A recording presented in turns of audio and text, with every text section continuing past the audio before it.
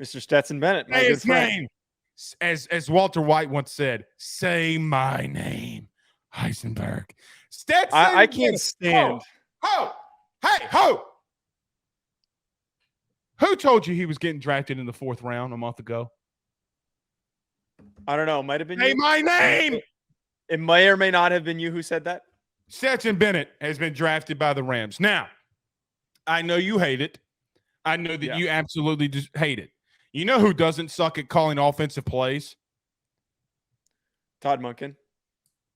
Oh, you're talking about Sean McVay. I thought you were trying I'm talking to set about up. Sean McVay. You know who runs a very similar style of offense to Todd Monken?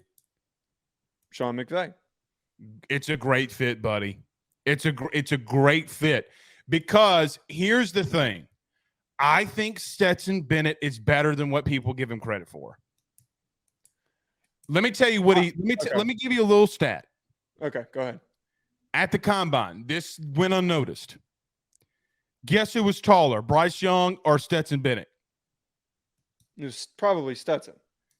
Who weighed more? I would guess that their weight was the same because Bryce was 204. Actually, not true. Stetson Bennett came in at 206. My point is that if you're going to talk about Stetson Bennett's size, he is bigger than Bryce Young. Now, I understand the mobility and things like that. Bryce Young is not to be compared to Stetson Bennett. I'm not trying to make that comparison, okay? Yep. Stetson Bennett went 495 and 742 in the last 4 seasons, 67. Joe, literally 2/3 of his passes were completed at Georgia, almost 7,000 yards. He's 10 yards away from 7,000, 56 touchdowns, 14 interceptions, and 14 rushing touchdowns the last 2 years. He's not look, Joe, I get that you don't like him. I understand that. Let's not act like he's the worst quarterback in the SEC or quarterback in general to get drafted. Yeah. I mean, for crying out loud, Tim Tebow went in the 1st round. And that should never have happened. But here's what I think about Stetson landing in Los Angeles. I agree with you. I think it's a strong fit schematically. It's a lot of a very run-heavy oriented offense that allows somebody like Stetson to move on the run, throw on the run, a lot of play action setup. F this guy, by the way. I don't know who the hell this guy is. You can leave, Justin. I saw that and I was like, really? But my point here, Blake, is that schematically, it's great. And I'm sure that we're going to see a lot of nice highlights from Stetson Bennett during the preseason. Probably going to get a lot of that. But it pains me to say this.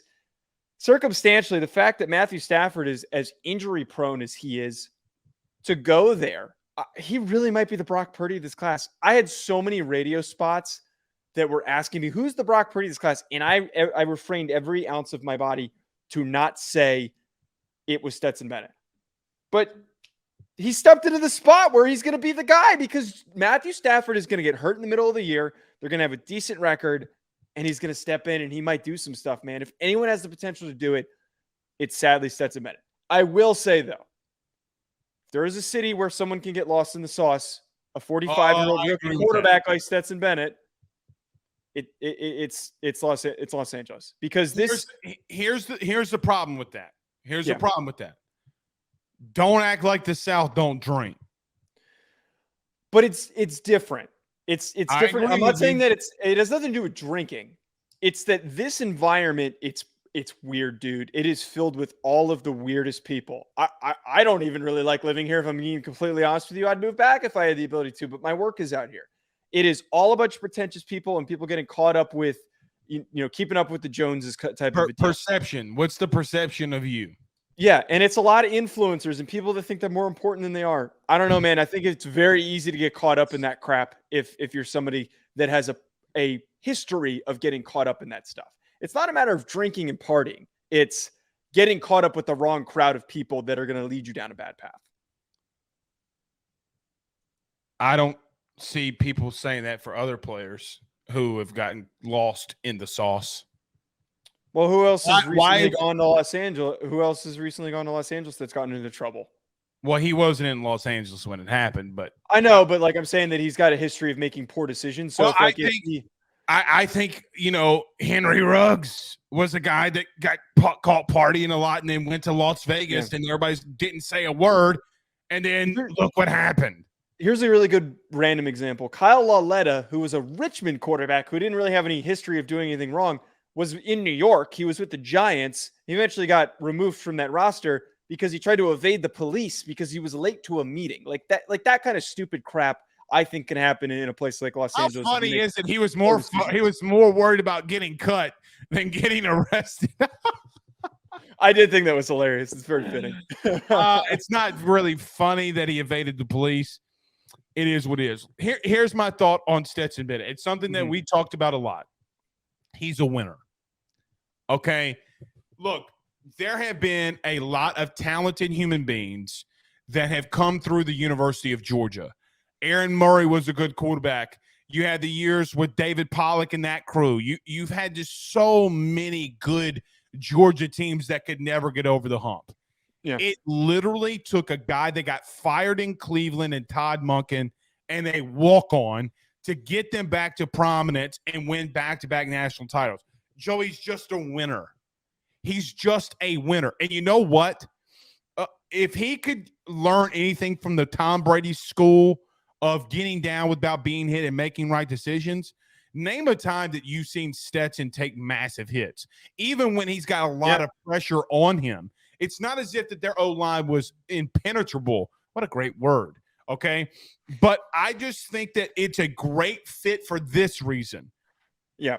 McVay knows what he's doing. They went out and got an offensive lineman, I think, with their second overall pick. Steve Avila, a TCU football player that they drafted, who's a right. very So football player.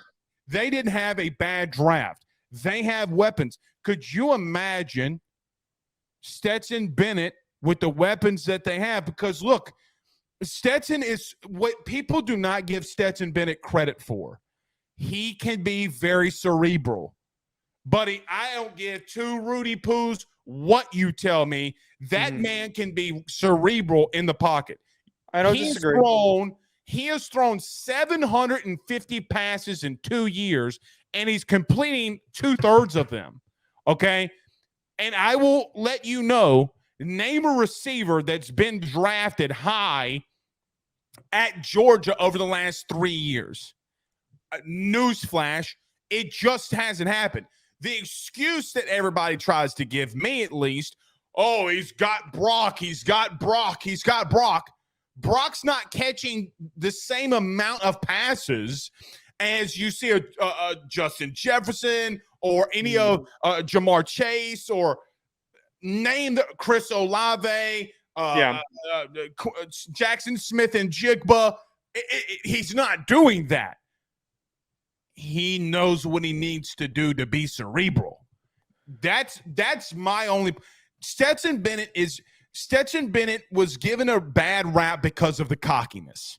And I think if he would have just won one and would have ran out into the sunset and gotten drafted a year ago, hypothetically, he wouldn't have gotten drafted as highly. Well, trust me on that. Act like he would have had the same 2 years that he had. Sure. Let's just act like Alabama would have won. Yeah. Okay. And this would have been the only championship that he won. And he got that much better. The argument would have been, oh man, look how much he's improved. I know he's little, but look how good he's gotten. Dude, I don't care what you tell me. Now, let me make this very clear. Do I think that he's a 15-time Pro Bowl quarterback? No. I don't know if he's a 5-time. Let me say it like this. There are going to be probably 70 to 72 active quarterbacks in week 1 in the NFL. It's of my personal opinion, he's one of the best 72. I think that that's fair. I think he deserves to be a backup. That's where he got drafted. And you know what, Joe, for L.A., you took him with a 4th-round pick. You could cut the little son of a gun if you need to. It doesn't matter. Right. You hit the nail on the head here. And this is, well, one of the things that was crazy about everyone who got so mad at me for making my statements about Stetson Bennett immediately after the national championship game. Forget all that for him as a college player for a second. This was his ceiling, was a high-level backup. That's what my thoughts on what Brock Purdy's ceiling should be, which is being a high-level backup, but we're not caught up to that yet. We haven't figured that one out yet. The public doesn't want to agree with that. But Stetson, has absolutely every capability to be one of the better backup quarterbacks in the NFL. And he steps into a situation that is perfect for him, schematically, situationally. I agree with you, and that needs to be restated. He's probably not going to do much. He's probably going to have a very uneventful rookie year. He's probably going to have a very uneventful career in general. But if anyone had a good chance to do something unexpected, it could be Stetson Bennett.